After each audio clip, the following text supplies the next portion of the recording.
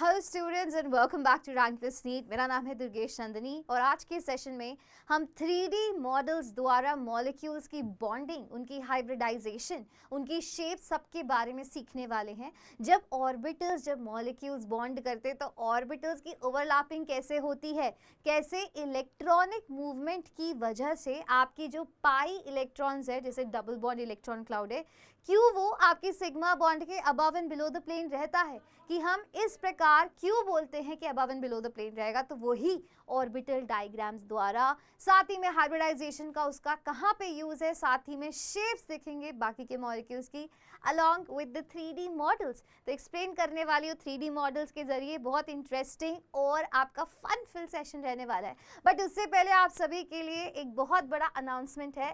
The announcement is about the all India test series. All India test series by rank plus. अगर आप ढूंढ रहे हैं India की बेस्ट टेस्ट सीरीज जहां पे आपको मिलते हैं, अगर आप नीट एग्जाम दे रहे हो तो 18 नीट के टेस्ट, साथ ही में आपको मिलते हैं 25 जेई के test including your JEE mains and JEE advance. अगर आप नीट के स्टूडेंट हैं, नीट की प्रिपरेशन कर रहे हैं, तो वो 18 टेस्ट किस प्रकार के होंगे? उसमें मेजर टेस्ट, माइनर टेस्ट होंगे। मेजर में जहाँ पे आपको काफ़ी सारे लेक्चर्स एक साथ होंगे, काफ़ी सारे चैप्टर्स एक साथ होंगे, एंड माइनर में मतलब आपको चुनिंदा 4 चैप्टर्स का माइनर टेस्ट होगा। अब बच्चा, ये क्यों ज़रूरी है आपके लिए? ये ज़रूरी है ये टेस्ट करने के लिए कि आप अंडर प्रेशर कैसा परफॉर्म करते हो। साथ ही में आपकी ये टेस्ट देने के बाद आपकी ऑल इंडिया रैंक निकलेगी, तो यू विल नो कि आप बाकी बच्चों के मुकाबले कहाँ खड़े हो इस समय।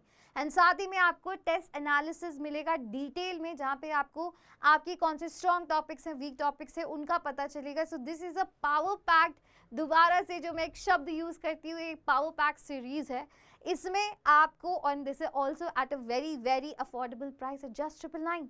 तो सिर्फ 999 में है। Go and grab it. आपको केवल आपकी रैंक प्लस ऐप डाउनलोड करनी है। ये स्कैनर यूज़ करके you can download it, and then वहाँ पे AITS सर्च करोगे तो आपको कोर्स मिल जाएगा AITS का। Then just enrol in it. Enrol करने के बाद आपको सारे टेस्ट का शेड्यूल और सब कुछ मिल जाएगा। But you are already late, क्योंकि ये टेस्ट 20 अक्टूबर से स्टार्ट हो गए थे। And but do not worry about it, क्योंकि आप वो 20 अक्टूबर का टेस्ट कभी भी ले सकते हो अगर आपका मिस हो गया है, क्योंकि दिस इज़ ऑनलाइन। आप अपने घर में बैठ के कभी भी ले सकते हो। बट अलास की बच्चा, अगर आपने 20 अक्टूबर का टेस्ट अगर 30 अक्टूबर को दिया है या नवंबर में दिया है, तो आपको ऑल इंडिया रैंक नहीं मिलेगी उस टेस्ट में, राइट? क्योंकि अगर आप जब टेस्ट शेड्यूल है उसी डे उसी टाइम को टेस्ट देते हो, तभी आपकी ऑल इंडिया रैंक निकलने वाली है। So this is the information from my side. अब हम शुरू करते हैं हमारे इस लेक्चर को, राइट? अब ये लेक्चर में क्या है बच्चा, सबसे पहले आपको मॉलिक्यूल दिख रहा है इथेन का। यहाँ पे 2 कार्बन एटम्स हैं, सभी को दिखाई दे रहे हैं। अब देखो, इसको बड़ा छोटा कैसे भी कर सकती हूँ, रोटेट कर सकती हूँ।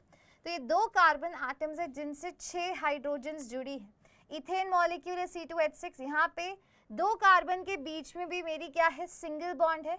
साथ ही में हाइड्रोजन के बीच में भी सिंगल बॉन्ड्स है। तो इसका मतलब इसमें सारी बॉन्ड्स कैसी हैं, सिग्मा, राइट? अब इसमें ऑर्बिटल, अब जो कार्बन है यहाँ पे आपको दिखाई दे रहा है कि हर एक कार्बन 4 चीजों से अटैच है। क्या सभी देख पा रहे हैं? ये कार्बन अटैच है 3 हाइड्रोजन और 1 कार्बन से, which means this carbon is sp3। ये कार्बन भी sp3 हाइब्रिडाइज्ड है। अब सिमिलरली sp3 हाइब्रिडाइज का मतलब है कि इसके तीनों p ऑर्बिटल्स क्या हैं, हाइब्रिडाइज्ड है, हाइब्रिडाइजेशन में यूज हो रहे हैं। तो इसका स्ट्रक्चर कुछ इस प्रकार से बनता है। ये कार्बन है, ये बीच में इस कार्बन से सिग्मा बॉन्ड बनाए, आपके sp3 ऑर्बिटल्स कंबाइन हुए। साथ ही में यहाँ पे सिग्मा बॉन्ड बन रही है कार्बन का sp3 ऑर्बिटल एंड हाइड्रोजन के 1s ऑर्बिटल के बीच में, और यहाँ पे भी बच्चा सिमिलर चीज हो रही है।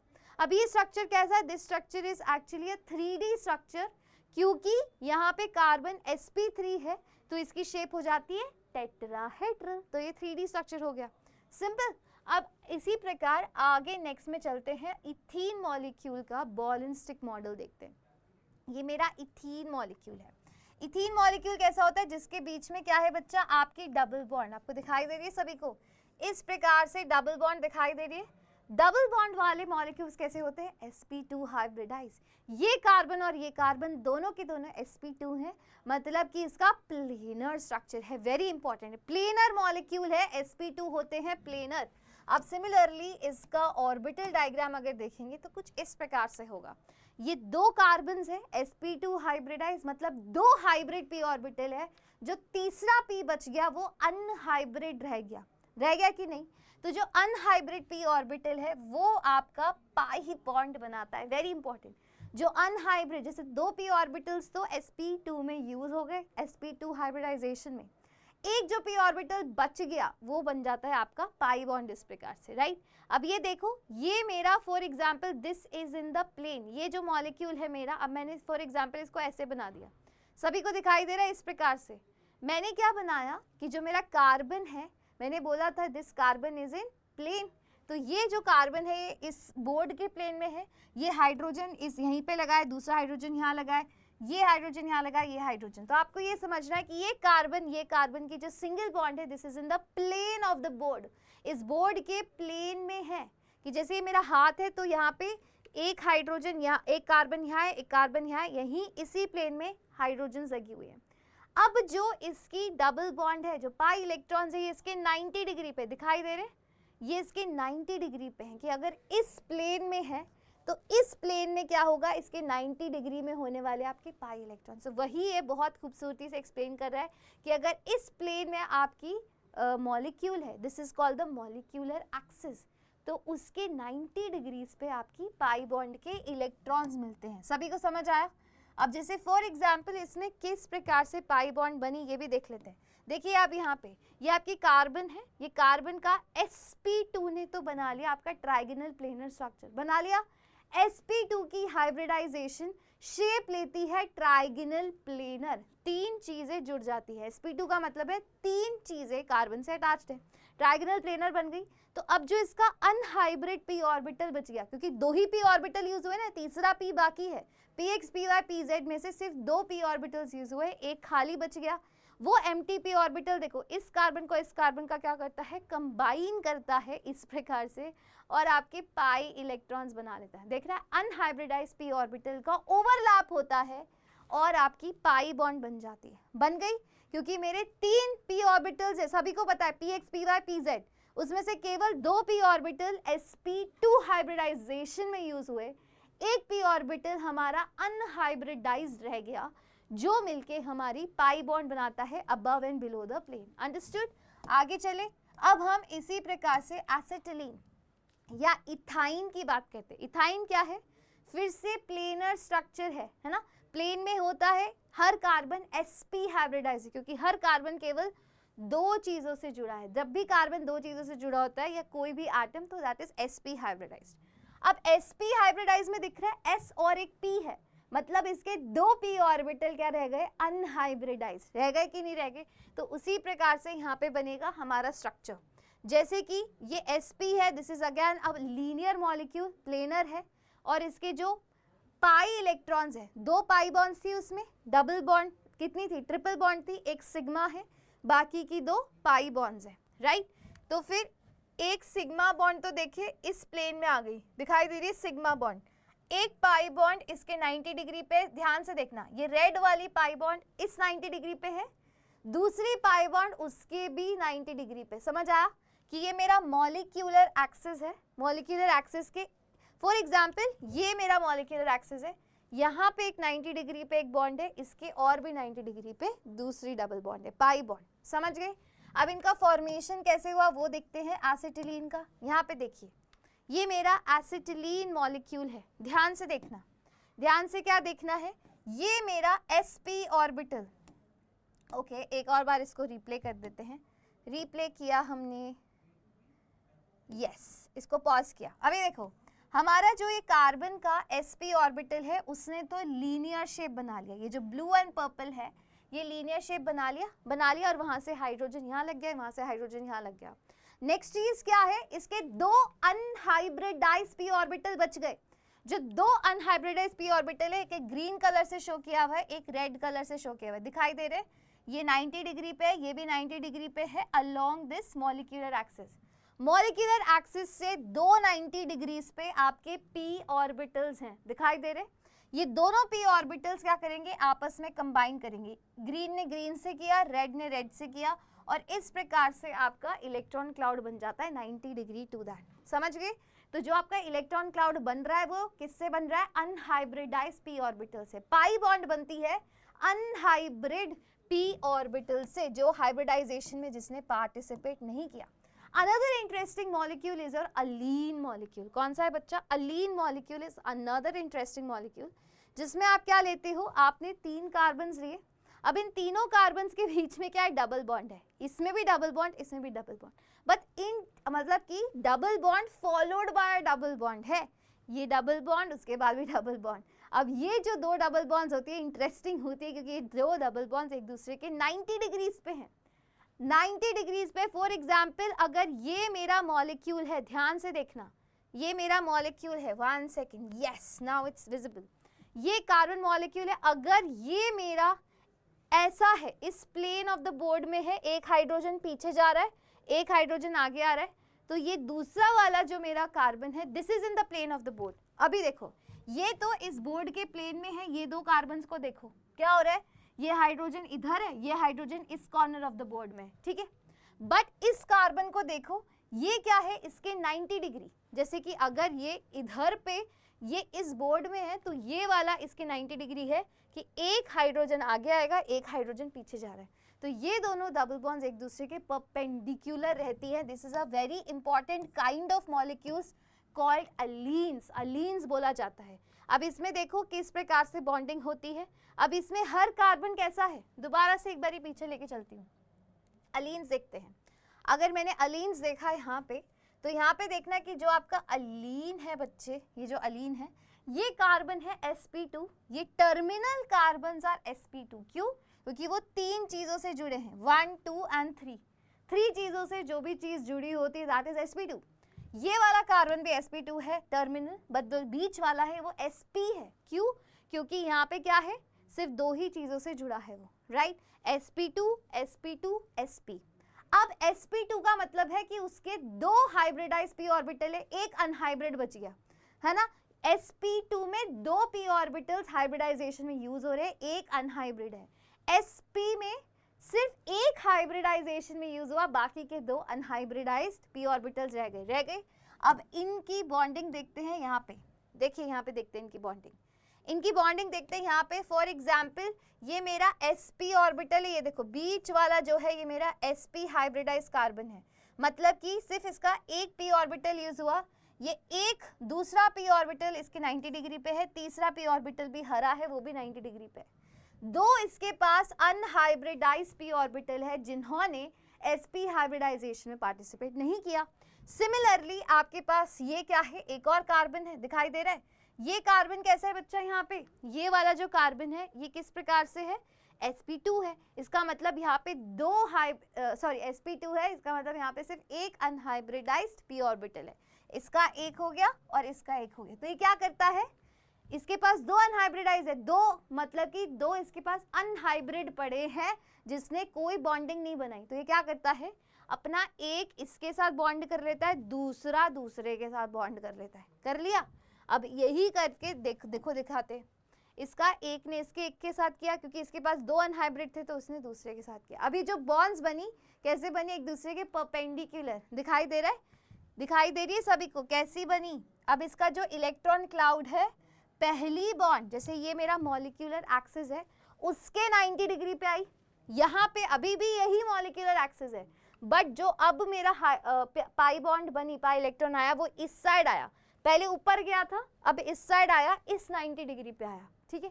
तो ये कैसा बना आपका, इस प्रकार का मॉलिक्यूल बन गया। Understood, easy. चलिए आगे चलते हैं।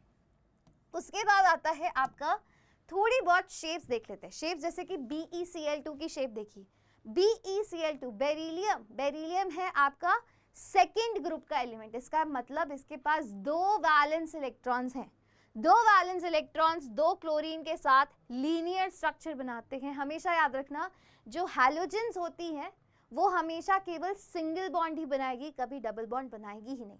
तो BeCl2 बनाऊंगी तो मेरा इस प्रकार से लीनियर स्ट्रक्चर बनता है। लीनियर स्ट्रक्चर का मतलब sp हाइब्रिडाइज। अब मैम मुझे कैसे पता चला, मैंने आपको बोला है हाइब्रिडाइजेशन हमेशा सेंट्रल एटम की देखते हैं। सेंट्रल एटम अगर दो चीजों से जुड़ा है तो sp, दो मतलब sp, तो sp हाइब्रिडाइज, sp मतलब कि linear shape, easy. Similarly next shape देखते हैं, नेक्स्ट शेप हो जाएगा हमारा BCl3। अब फिर से देखिए, हमारा बोरॉन 3 क्लोरीन से जुड़ा है। मैंने क्या बोला कि क्लोरीन मतलब हैलोजन, वो सिंगल बॉन्ड ही बना सकता है, तो सिंगल बॉन्ड बना ली। बोरॉन है ग्रुप 13, ग्रुप 13 में होते हैं 3 वैलेंस इलेक्ट्रॉन्स, 3 वैलेंस इलेक्ट्रॉन ने इस प्रकार से BCl3 मॉलिक्यूल बना लिया। BCl3 मॉलिक्यूल जो होता है that is a planar structure, her angle इसमें 120 है जो कि है ट्राइगोनल प्लेनर, राइट। तो दिस इज योर, अब ये बोरॉन कितनी चीजों से जुड़ा है, 1 2 3, तो जब भी सेंट्रल एटम 3 एटम्स या लोन पेयर से जुड़ा होता है तो वो कैसा हो जाता है, वो हो जाता है आपका sp2 हाइब्रिडाइज। sp2 हाइब्रिडाइज की शेप होती है ट्राइगोनल प्लेनर, दिखाई दे रही ट्राइंगल की तरह है, तो ट्राइगोनल प्लेनर हो गई। सिमिलरली अब देखते हैं जब सेंट्रल एटम से 4 चीजें जुड़ी हों, जैसे कि कार्बन से 4 चीजें, कार्बन के 4 इलेक्ट्रॉन्स हैं। अब कार्बन से 4 चीजें टेट्राहेड्रल के शेप में जुड़ी हैं, टेट्राहेड्रल दिख रहा है, ये कार्बन है। अब यहाँ पे ये इस प्रकार से टेट्राहेड्रल मतलब पिरामिड शेप समझ लो आप, टेट्राहेड्रल नहीं समझ आता, पिरामिड की तरह है। पिरामिड इमेजिन करो कि 4 चीजें ऐसे पिरामिड की तरह 3D स्ट्रक्चर है। अभी तक जो 2 चीजें देखी वो थी हमारी 2D, ये पहली 3D स्ट्रक्चर आई है। तो यहाँ पे कार्बन मेरी 1 2 3 एंड 4 हाइड्रोजन से जुड़ा है, 4 चीजें हो गई, 4 मतलब sp3 हाइब्रिडाइज। तो sp3 हाइब्रिडाइज का स्ट्रक्चर होता है टेट्राहेड्रल, कैसा होता है, टेट्राहेड्रल। उसके बाद सिमिलरली आगे चलते हैं, अब जो टेट्राहेड्रॉन है वो इस प्रकार से पिरामिड का स्ट्रक्चर दिखाई दे रहा है आपको, ये पिरामिड जैसा 4 चीजें जुड़ी हुई है बीच में सेंट्रल एटम से, 1 2 3 4 टेट्राहेड्रॉन की फॉर्म में स्ट्रक्चर जुड़ा हुआ है। उसके बाद चलते हैं ammonia, this is another type of sp3 hybridise molecule.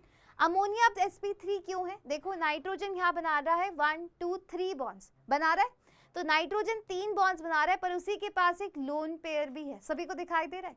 अब ये जो नाइट्रोजन है इसके पास 3 बॉन्ड पेयर्स और एक लोन पेयर, टोटल करूंगी तो 4 आया फिर से। तो जब भी चीजें गिनने को जो मैंने सिखाया आपको, वो चीजों में आपको एटम्स, ग्रुप्स या जो भी मतलब बॉन्ड्स तो गिननी ही है, कितनी बॉन्ड्स है, कितने एटम्स लगे हुए, बॉन्ड्स नहीं एटम्स कितने लगे हुए हैं या ग्रुप्स कितने लगे हुए हैं, साथ ही में लोन पेयर भी गिनने। तो atoms plus lone pair count करके अगर 4 होते हैं तो this is once again sp3। 4 चीजें मतलब sp3 हाइब्रिडाइज मतलब कि टेट्राहेड्रल की शेप में जुड़े होंगे, बट इसकी शेप टेट्राहेड्रल नहीं है, इसकी ज्योमेट्री टेट्राहेड्रल है। शेप में हम इलेक्ट्रॉन पेयर, लोन पेयर्स को कंसिडर नहीं करते हैं, तो इसकी शेप आ जाएगी किस प्रकार से, इसकी शेप होती है पिरामिडल, इसकी शेप होती है पिरामिडल, ये पिरामिड की तरह आपको दिखाई देगा, टेट्राहेड्रल की तरह, टेट्राहेड्रॉन की तरह दिखाई नहीं देगा। अब वाटर की बात करते हैं, वाटर को बनाती हूँ तो इस प्रकार से दिखता है वाटर, ध्यान से देखना, इसको थोड़ा सा इस प्रकार से बना देते हैं, 1 2 3 4, 1 सेकेंड, वाटर थोड़ा सा और घुमाती हूँ, अभी मुझे थोड़ा सा बेटर लग रहा है, यस। मतलब जैसे आप नोटबुक्स में बनाते हो एकदम वैसा तो दिखेगा नहीं, तो आप बस ये देखो, ये कैसा है वाटर, अगेन मेरी कितनी ऑक्सीजन है बीच में हमारी, राइट, ये मेरी क्या थी, ऑक्सीजन थी, सभी को दिखाई दे रही है, ये ऑक्सीजन मेरी 2 हाइड्रोजन से जुड़ी है और साथ ही में 2 लोन पेयर से जुड़ी है ना। तो अब देखो टोटल चीजें कितनी होगी, 1 2 3 4, again sp3 hybridise, sp3 hybridised हुआ।